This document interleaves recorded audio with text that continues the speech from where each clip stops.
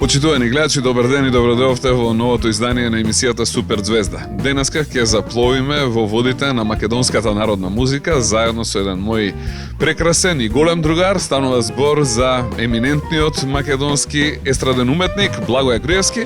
Затоа останете со нас, ќе имаме многу интересен разговор и ова ќе биде емисија во која што навистина се надевам дека сите заедно ќе уживате. Бидете тука, се враќаме за неколку минути. Почитувани гледачи, како што рековме во најавата, денеска имаме специјален и ексклузивен гостин Благоје Груевски. Денеска гостин во Супер Звезда. Баш е добро ми дојде, како си? Добро те најдов, драго ми е што сум за прв пат тебе на ваква Во нашата емисија гостин. во Супер Звезда вакво интервју. На барање на многу дечиња и на многу млади мајки. Денеска ти ќе бидеш нам специјален гостин и еве ќе разговараме малку повеќе за тебе, за твојата музичка кариера, но предпоставувам дека ќе биде најубаво, еве и они ќе ги интересира да почнеме од твоето детство. Може ли да ти поставувам прашање на таа тема? Слободно, иако е малку одамнешно тоа детство, меѓутоа ќе се обидам да се сетам. Ајде малку сега да се Ќе си потсетиме. помогнам и од кажување на постарите. Ете, каде живееше ти кога беше дете? Прво да кажам кај сум роден. Јас сум роден во далечната 1962 година во Белград. Живеам цело време од 64 година веќе, значи на 2 годишна возраст сум дојден во Скопје и живеам овде се до ден денешен. Од ден денешен. Во која населба ги направи твоите први детски чекори? Поточно сум дојден во населбата Козле, која е изградена главнината од таа населба е изградена 63-4 после земјотресот и тогаш беше масовно населена, урбанизирана, нели, со сите стандарди. Една од првите населби во Скопје, меѓу повеќето други кои беа во тоа време, урбанизирани, направени први на улици, па бараки. Какви игри игравте тогаш од далечната 64-та па наму и се разликува ли играта од тогаш со ова што денеска го играат нашите деца? Па, во секој случај не се споредува. Во тоа време немаше такви спектакуларни надградби, доградби, имаше многу простор, тогаш имаше само оние фински бараки. Имаше многу простор помеѓу нив, тремници, овошки, разни други кучиња, мачиња. Во непосредна близина беше ридот Жданец, каде што зимно време се лизгавме. Немаше толку сообраќај во тоа време, немаше коли, само автобусот 57-ца идеше и дневно по една-две коли ако поминеа таму. Никој немаше кола тогаш, 69-та година. И игравме фудбал, игравме детски, разни детски игри, машки, женски, посебно заедно. Брканици, криенки и така натаму. Крадевте ли цреши, круши, јаболки? Тоа не се крадеше, тогаш ништо не се бранеше. Нашето детство помина на Вардар. Тука е во близина Вардар, нели, Нерези, па Вардар, над мостот во Хром. Тука беше нашата територија кај што ние игравме, беревме мушмули, тие никој не ги бранеше без затоа што се диви.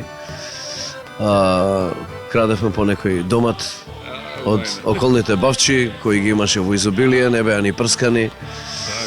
Имаше јаболки, крувчиња, од се по нешто, цреши, вишни. И така поминав едно убаво детство. Немаше таблети, немаше мобилни, немаше паметни, умни, префригани телефони. Значи, реално, се беше реално. помина едно детство кое секому би му го посакал, така? Па да, целата моја генерација, впрочем, го изживеа тоа детство, веројатно и твојата. И мојата генерација исто. Сакам да те прашам, каков ученик беше на училиште?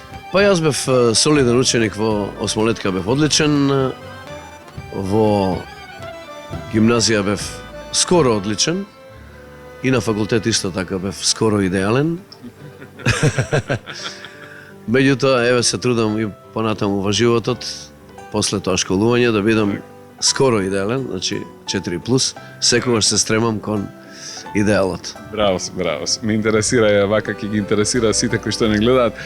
Кога прв пат почна ти да чувствуваш кај себе си дека имаш талент за музика, кога прв пат музиката почна да те влече, кога за прв пат почна да пееш, или да компонираш, или да свириш, или да правиш нешто друго?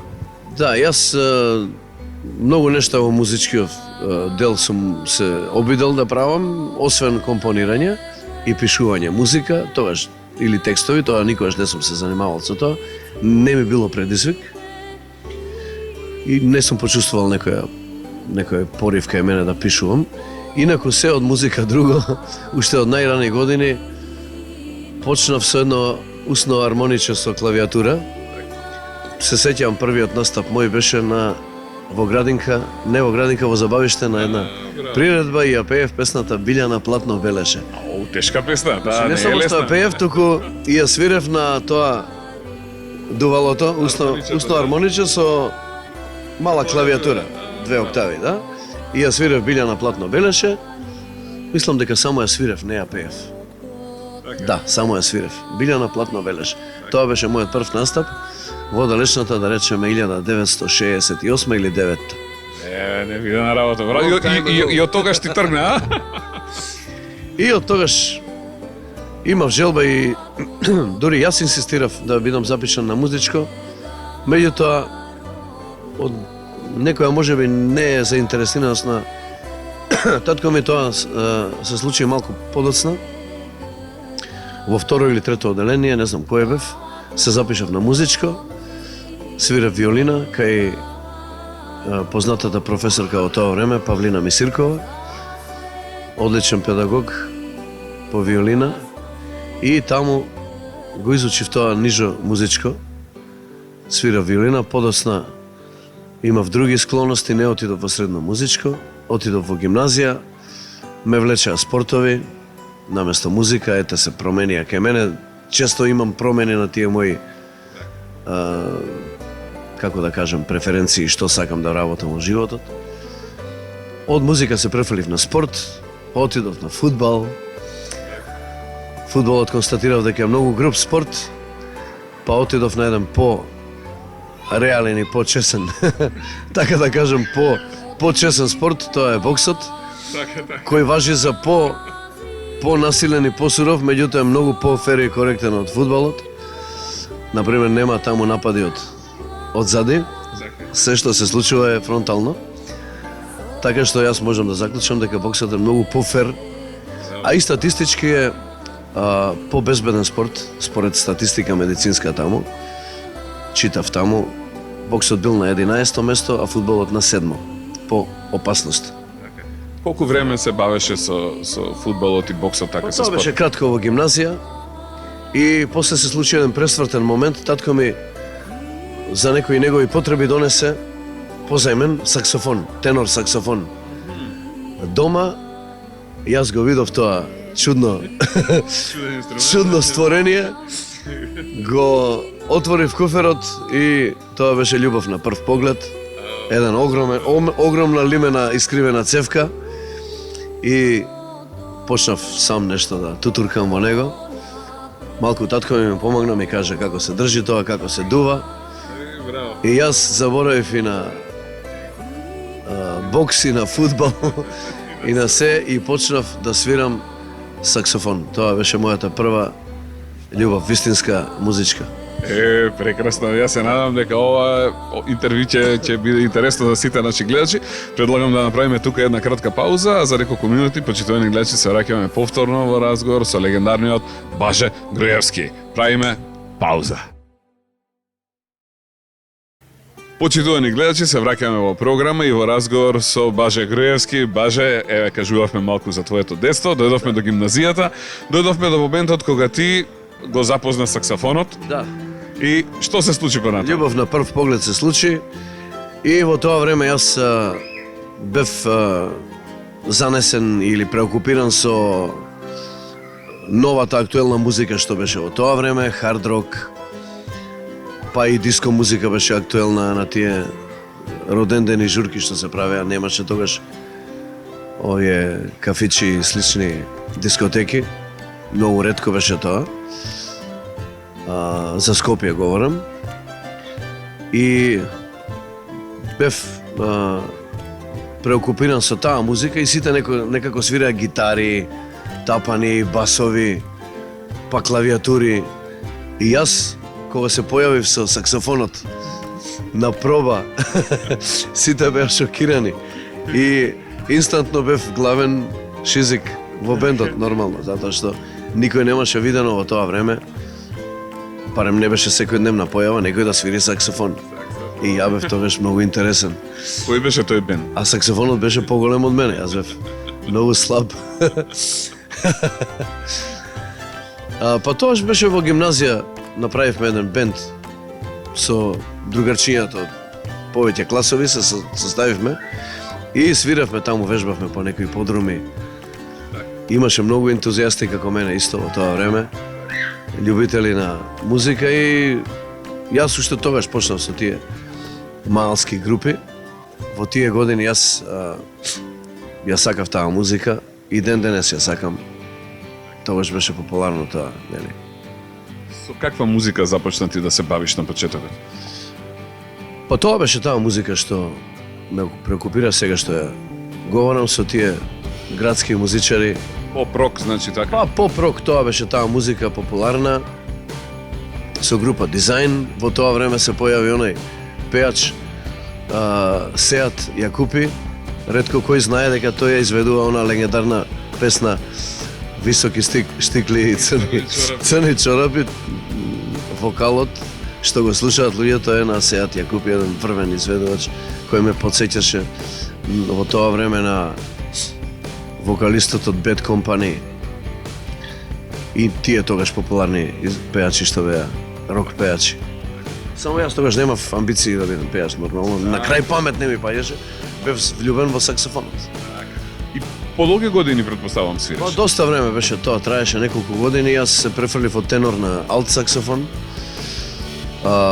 Дури во војска бев шеф на војничкиот оркестар. Таму. Кога дојде моментот кога првпат запеа? Тоа беше многу подоцна. Многу. Има уште една приказна после војската моја.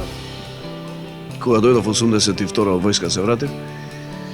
И тогаш бев студент на факултетот по новинарство во Скопје. И во тоа време некако нели како да секој млад човек му требаат екстра некои пари, не екстра, туку основни пари за джепарлак, за излегување и така натаму, да се купи нешто. И тогаш татко ми мој ме упати на народната музика. Јас тогаш му реков шо да свирам јас. Од рок музика, нели нема пари. Па татко ми рече, еве, оди да свириш некаде по свадби. Ја реков, како да свирам по свадби кога врска немам од тоа, народна музика. И му викам, како тоа јас да свирам по свадби? Ја бев студент на новинарство, тогаш ми беше срам да свирам на свадби. А татко ми постави едно суштествено прашање, многу битно во мојот живот. А кој си ти? Прекрасно. Тоа беше клучното прашање што го добив ја во мојот живот. А кој си ти? Кој си ти да не свириш на свадби? Тоа беше многу битно прашање на кое јас немав одговор. Односно го имав, ама во себе го имав. Сватив дека е време да се сукаат ракавите. Да влезам во реалниот живот. И така почнав јас како студент да свирам и по свадби. Ме запозна татко ми со тогаш еден амбициозен музичар, хармоникаш. Денес не се занимава со музика, тоа е професорот Јове Кекеновски. Тогаш беше млад, исто моја генерација, амбициозен хармоникаш, кој одеше во радио Скопје да снима. И татко ми ме поврза со него, почнав со него да работам, 10 години свиравме, формиравме и група Меракли, со која 93 година настапивме на легендарниот неповторлив фестивал Цветници, 1993 со исто така легендарната песна Туѓино јабано, која беше пресвртница во мојот живот. И на која песна јас фактички прв пат отворив уста Така беше. во мојот живот.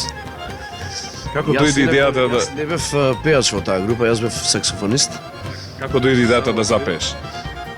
Па не беше идеја, едноставно беше спонтано. Колегите што пееа во групата моментално не беа во форма, а требаше да се снима. И конечно ме погледнаа мене. Ти! На тебе е ред. Ти! Јас не сакав, ме грабна за двете раце и во студио. И така, јас сакал неќел, ја испеав таа песна, која случајно или, не знам, предодредено стана мега хит во тоа време. И остана во антологијата до ден денес. И остана како Evergreen и ете некоја си, да кажем, лична карта моја, иако не е изведена под моје име. Изведена е под група Меракли, да, како група Меракли, и тогаш настапивме. Јас во тоа време бев веќе дебело навлезен во новинарските води, бев новинар во Македонско радио и после тој пресвртен момент јас морав да одлучам дали ќе се занимавам со музика или со новинарство. Затоа што веќе нештата стануваа сериозни. Јас морав да се одлучам што ќе бидам. И така јас уште несвесен, тогаш немаше интернет, немаше YouTube, немаше комуникација, не знаевме песната каков ефект има. А песната имала разурнувачки ефект овде и во диаспората. Ние не бевме свесни за тоа. Требаше да поминат месеци и месеци за да добиеме фидбек. Да се свати тоа. Да се свати тоа. И јас летото, веднаш после фестивалот, бев сит од свирење и од свадби и решив да напуштам групата. И некада есента, татко ми од нигде никаде ми вели дали сакаш да снимеш песна. Немој, викам, стари, само што се откачив од музика, сега ти песна да снимам. Па ми рече, зашто да не снимеш? Пак суштествено прашање ми поставува, зошто не би снимал песна? Па јас сум новинар, му реков. Работам како новинар во Македонско радио. Што има тоа врска? Па има врска, викам, ми смета, ми пречи. И тој рече, а зошто не пробаш? Добро, реков, ајде, која е таа песна? И ми ја пушти на магнетофончето. Јано мори, Јанинке. Немој бе, стари, викам, вакви селски песни се, јас да пеам ова. И пак, вика, а кој си ти? Да не пееш. Зошто не би пробал? Ајде, реков, ќе пробаме. И ја снимевме песната со група Кода, со, според мене, најдобрата група на сите времења, фолк група во Македонија. Неповторлива група. Ја снимевме песната и имаше една тогаш емисија 7+3, топ листа на трета програма. Канал 3 или трета програма, како се викаше. Песната беше 7 недели прво место на топ листа. Тогаш немаше приватни медиуми, немаше Звезда Гранда, немаше ништо. И се што се емитуваше, сите го гледаа. Значи, многу лесно беше некоја песна која е добра, да стане хит. И песната станува мега хит. И така, да не должам, јас веќе, после туѓе најавано, се накалем и ова, веќе 2 мега хита. А јас сакам да бидам новинар. Па не можеш да бидеш новинар. Со 2 мега хита не можеш да бидеш новинар и пејач. Веќе тука е конфликт на интереси, конфликт на идентитети. И така, јас се помачив уште некое време.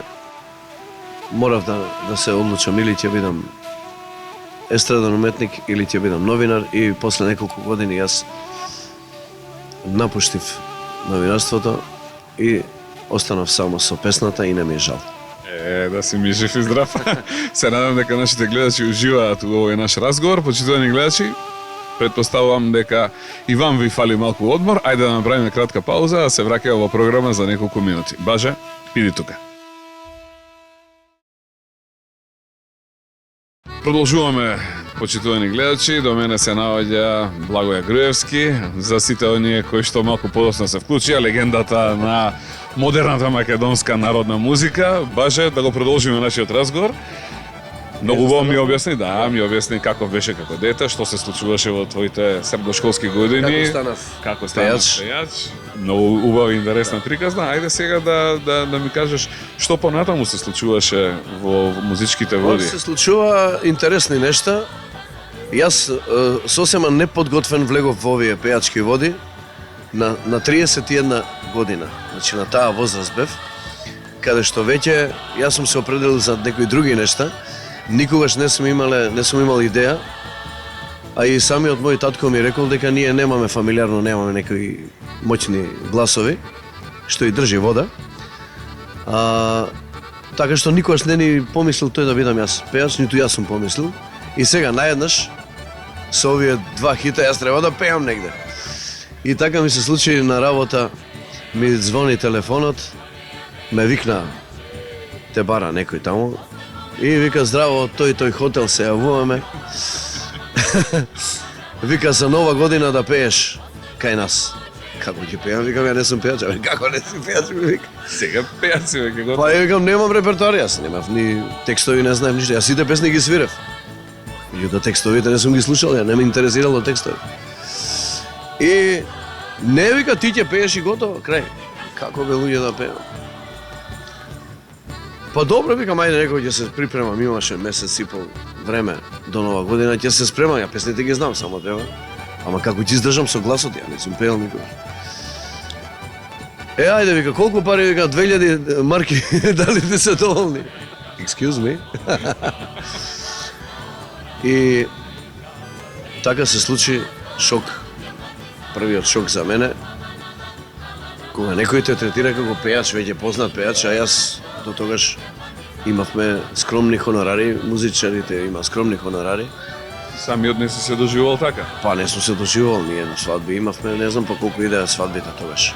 Како сега нешто, само не во евра, во марки. И сега наеднаш некој ти нуди сума која е 20 пати поголема од тоа што вообичаено ти би го заработил. И тоа беше исто така една пресвртница и еден знак дека треба да се насочам натаму. И потоа јас веќе се охрабрив малку и почнав да снимам и други песни. Првите песни ми ги компонира татко ми. Нека му е лесна земјата и голема благодарност до него. Ми ги сними, ми ги направи големите хитови Мирјана, Невено, Невен в градина и ред други песни. Првиот албум го снимив во македонската радиотелевизија во дамнешната 1994 година. Тогаш ми беше и првата турнеја во Австралија. И од тогаш јас се занимавам активно и професионално со пеење. Значи баталив друго. Останав уште неколку години во македонско радио како новинар. Иако ми беше многу напорно, многу тешко, не може да се... Тие две професии бараат целосно посветување, значи не е можно. И после неколку години јас напуштив од новинарството, решив да си го продолжам животот едноставно, да си го зачувам здравието и да се занимавам само со една професија, тоа и го препорачувам на сите. Оние што не слушаат сега, што не следат, и млади и малку повозрастни, дека во животот може само една професија да ја работиш сериозно. И квалитетно. И квалитетно и максимално посветено и да очекуваш некаков успех. Позволи ми да те прашам сега, на кои се фестивали оде во Македонија имаш настапувано? Па настапував на сите овие позначени фолк фестивали, од Цветници, кој беше прв. Имав среќа да се појавам благодарение на татко ми. Ние као група ургиравме, молевме да се појави на тој фестивал затоа што тој фестивал беше најзначајното на фолк музиката, кремот на фолк музиката беше таму. И за нас беше како свадбарска група привилегија да се појавиме таму. Мислам да тоа беше пресвртен момент. Имав среќа да се појавам на тој легендарен фестивал 93 година, тој беше кулминација на македонската фолк музика. И моја среќа беше да се појавам таму. Настапив и на Валандово, повеќе пати и на Светници. По доснежните години, за жал, фестивалите почнаа да опаѓаат и така малку се разводни. Меѓутоа, сепак еве живее музиката наша, и фолк и поп. Се надевам ќе дојдат и поубави денови. Сакам да ми кажеш, каде се пропатува? Го видели светот? Ми кажа пред малку дека уште 93-та или 4-та си бил за Австралија. Од тогаш до денеска... Првата турнеја 94-та и еве ова 2016 година ја доживев и 10-та турнеја. Значи 10 пати патував за Австралија на разни турнеи. 3 пати бев на турнеја во Соединетите Американски држави.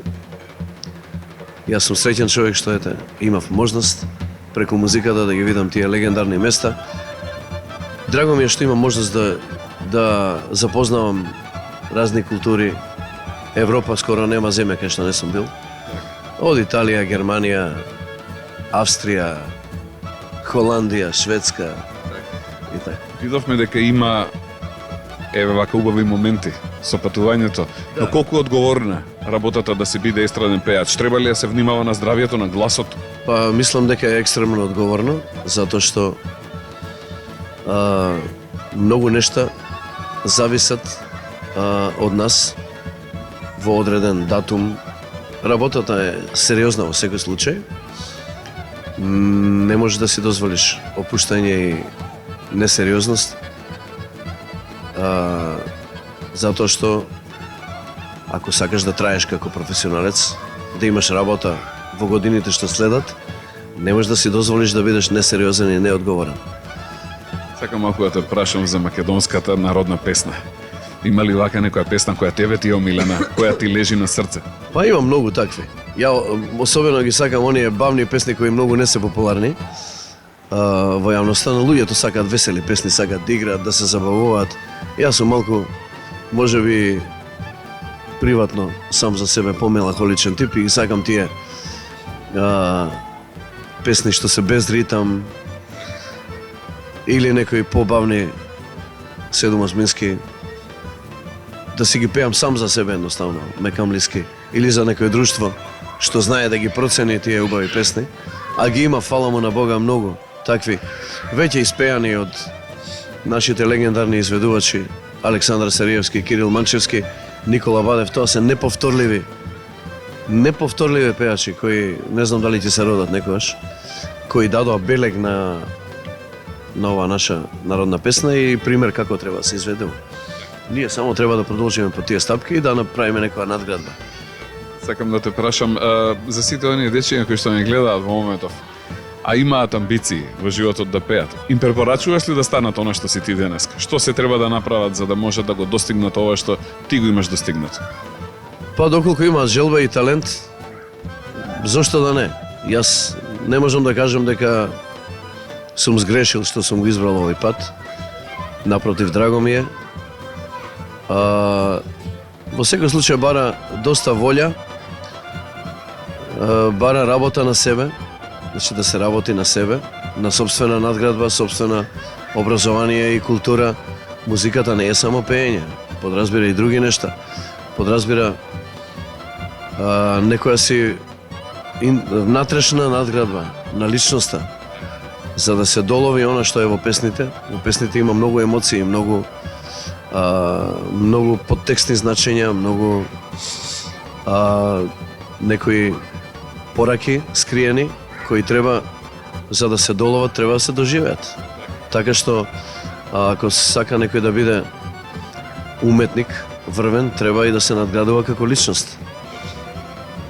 Мислам дека тоа е некоја моја препорака до оние млади дечки. Тоа не важи само за народната музика, важи за секоја друга музика, нормално. Музиката е комплексна работа, особено оваа популарна музика. Составена е од многу елементи, значи не е само да седнеш на маса и да пееш.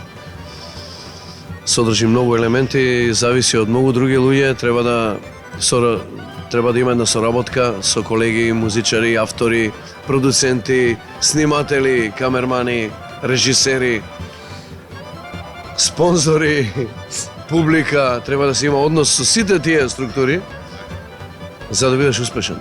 Ако имало случаи, нели, луѓе многу талентирани не успеале. Не само музика, и во фудбал исто. Некаде сгрешиле. Значи треба да се склопат сите коцки, да се состават сите коцки во тој мозаик, наречен популарна музика или популарна култура. Видовме во твојот случај дека и поддршката од родителите е многу важна. Тоа што твојот татко ти го има кажано, гледаш, оставило импакт, оставило впечаток. Татко ми беше голем учител во животот и патоказ. Јас имав малку и контрадикторни стремежи дома во фамилијата. Мајка ми не сакаше да бидам јас музичар. Велеше дека е преку глава тезгароши. Меѓутоа, татко ми сакаше јас да бидам музичар. Мајка ми сакаше да бидам во наводници интелектуалец. Јас веројатно им ги исполнив желбите и на двајцата. Бев на некој начин интелектуалец, работев како новинар и мислам дека бев успешен. И се занимавам и со музика. На некој начин мислам дека и тоа е успешно во оваа моја бранша, фолк бранша, каде што јас припаѓам и работам. Така што, ете, на родителите им ги исполнив желбите до некаде. А и јас сум задоволен. Горе-долу, затоа што со тие две професии што ги работев активно овие години, запознав многу нешта, стекнав многу искуства и како новинар запознав многу луѓе, пропатував доста, стекнав нови знаења. Новинарството е сериозна професија, не е играчка, како што изгледа. А исто, музиката е сериозна работа, иако изгледа несериозна и така лефтерна, меѓутоа бара многу работа и ангажман. Ајде уште за крај да ги кажеме добрите и лошите страни на твојата професија, односно пејач. Има ли лоши страни? И ако ги има да ги кажеме кои се, а има ли добри? И ако ги има, еве и тие да ги кажеме кои се. Па јас конкретно не гледам лоши страни во мојата професија. Може би има некои ситници, некои работи што пречат, кои се деликатни. Значи, мојата работа е јавна. Ние сме личности јавни, сите не знаат. Може би немам некоја преголема интима, но јас и не чувствувам некоја преголема потреба за интима. Јас сум отворен човек, комуницирам и со познати и со непознати, така што не чувствувам проблем од тоа.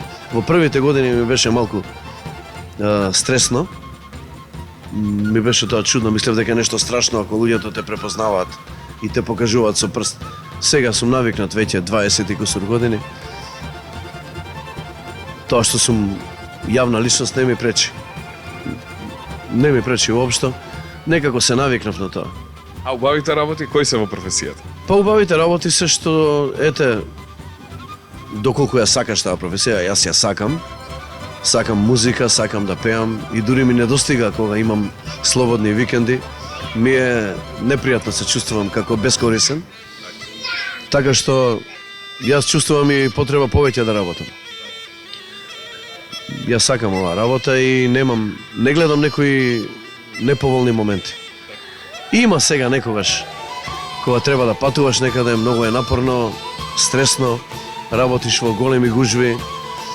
Некогаш ние фолкерите работиме надворно, отворено, на селски прослави, празници, Богородица, Илинден, разни други, каде што е жешко, се работи во тие тешки климатски услови, по неколку часа на сонце треба да пееш, жива вода направен, луѓето те влечат, играат, пеат околу тебе, некои се подпијанети, ај ова, ај она.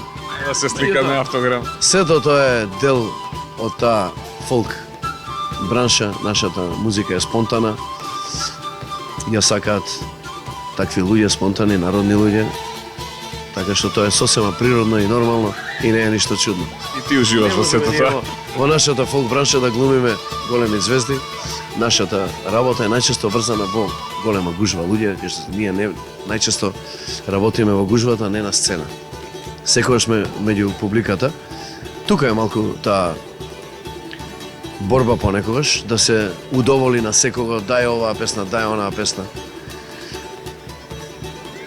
Понекогаш им завидувам на тие концертни пејачи кои се на концерт и никој не го гњави. И јас го доживував тоа многу пати. Особено најубаво доживување ме беше на мојот солистички концерт во Скопје пред 3 години. 20 годишнина од мојата кариера одбележував. И тогаш се почувствував како вистински господин, уметник пред полна сала, универзалната сала, која се уште активна. Го направив тој концерт феноменален со феноменални музичари собрани, кои јас ги избрав. Феноменална публика која сакаше да слуша таа музика. Мислам дека тоа е неповторливо доживување кое му го посакувам на секој мој колега.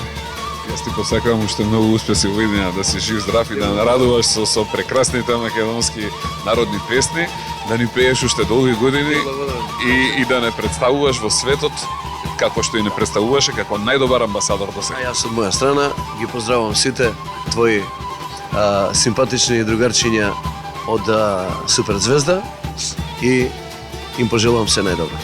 Почитувани гледачи, тоа беше се за денеска. Се надевам дека уживавте во денешното издание на емисијата Суперзвезда. Се враќаме повторно за 7 дена, а до тогаш бидете весели, среќни, гушкајте ги вашите родители и нормално гледајте не. Чао, пријатно и до гледање, се гледаме за кратко. Чао, чао, чао.